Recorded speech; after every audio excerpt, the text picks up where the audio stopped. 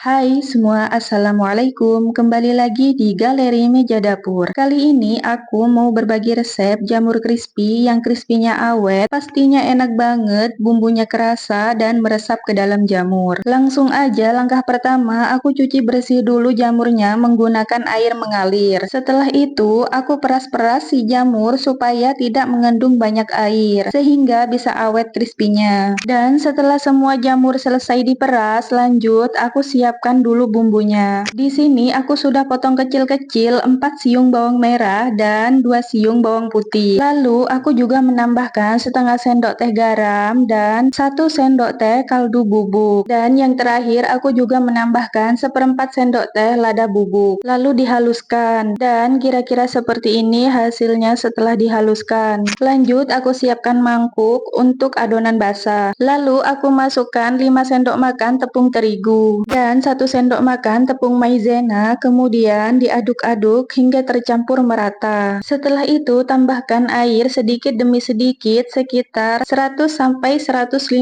ml.